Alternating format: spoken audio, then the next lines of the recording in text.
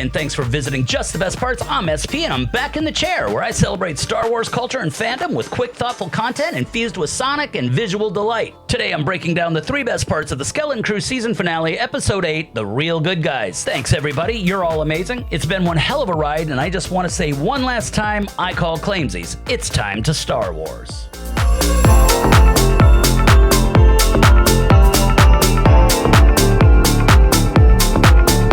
So in today's recap, Jod forces the kids to stay quiet and takes Fern and her mom hostage. The supervisor's just a big-ass cone droid. Jod stabs it in the eye and powers down the town. Pirates invade as the kids race to the Onyx Cinder to get help from Kim, the bird lady.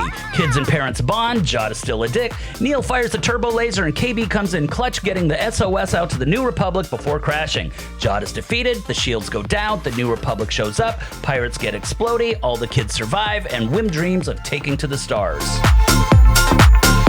For my third best part of the finale, I have to highlight the action sequences. The cinematography, visual effects, incredible music, and the environment all work together to create some of the most thrilling scenes of the season. Pure Star Wars magic, in my opinion. That shot of the pirate frigate emerging from the fog, absolutely breathtaking. And when it basically scraped across the rooftops in the neighborhood, it showcased the sheer scale of the ship, making the stakes feel intimidating. Case in point, the hoverbike sequence. By setting it in the neighborhood, it added a relatable tension and urgency. This wasn't a distant battle, it felt like it could happen right outside of your window. And while some fans, myself included, weren't sold on the suburban vibe in the first episode, it pays off in spades here. The familiar setting made the stakes hit harder and created a unique, exhilarating new backdrop for a Star Wars battle. And let's not forget the X-Wings. The visuals, sound design, and that absolutely fantastic music shined as the New Republic took on the pirates. And yes, we got B-Wings. And watching them unleash their signature attack in live action was incredible, and a great nod to Rebel Season 2, Episode 6. This episode's action sequences were next level. Again, the cinematography, visual effects, the music, and the suburban setting combined to create scenes that were just as emotional as they were visually spectacular. This is pure, unadulterated, great Star Wars. And of course, it wouldn't be Star Wars without having deeper messaging running beneath the surface. For my second best moment of the finale, we need to talk about themes, specifically the theme of ignorance. Throughout the season, we've seen a society in At-Aten that's handed over its power without question to a central authority, the supervisor. The adults don't question the supervisor's decisions or act on their own behalf because of fear. Fear of outsiders, fear of stepping out of line, etc. This is perfectly captured in Jod's warning to Farah, "You ask too many questions," and the supervisor on the importance of obedience to authority. The message is clear. Citizens must obey. This is a common theme in Star Wars, but one that often goes unnoticed. We see the Sith and the Empire, whose power also thrives on a passive, compliant, and distracted populace. And it's here we see a thematic pattern emerge. The Sith's arrogance destroys them. The Empire's overconfidence leads to its collapse. The Jedi's ignorance ushers in their downfall. And the people of At-Aten blindly trust their supervisor, whose central control is ultimately their undoing. The younger generation, the kids, they get it, because they haven't been around long enough to get ground up in the gears of autocracy.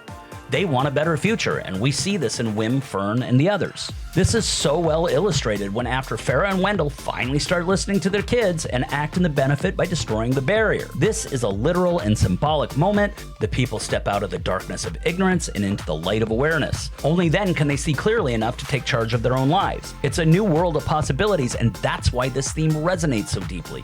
It reminds us that unquestioned authority goes against the best interests of society, while self-awareness and action are the path to strength and agency.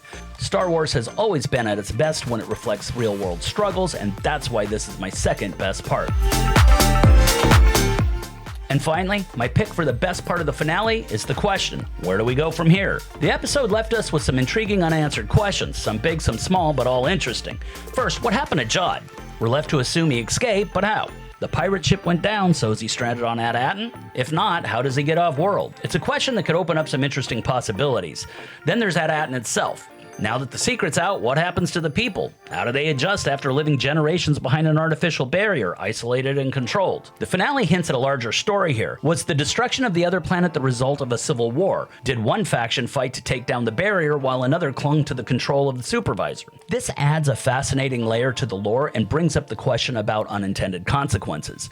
And how does all of this connect to the larger Star Wars universe? Could the wealth of At-Aten somehow fund the First Order or Thrawn's rise? We know that Skeleton Crew is going to tie into the Mandoverse somehow, but does this story have a bigger role to play? And what about the Emperor? Is he alive yet at this point, or is he still being grown at a vat? It's easy to imagine Palpatine's shadow looming over these events as well. The finale also ends with Wim looking up at the ships flying overhead, a small but poignant moment. Could we one day see an older Wim piloting a fighter, fighting against the First Order? And the biggest question of all is, will there be a season 2? I sure hope so. I think that Disney has a real winner here, even if the initial numbers might not necessarily reflect that. The show has been absolutely fantastic. It's the Star Wars story I didn't know I needed, and I haven't felt this excited for the franchise in a while. So to the cast and crew, thank you for all of your hard work. You have delivered something truly special. You all have made a really great Star Wars. So that's it for now. I'll be releasing a series review next week with more interesting and weird Star Wars videos soon to follow. And of course, we have Andor Season 2 right around the corner. But for now, what did you guys think of the finale and the season as a whole? What moments stood out to you?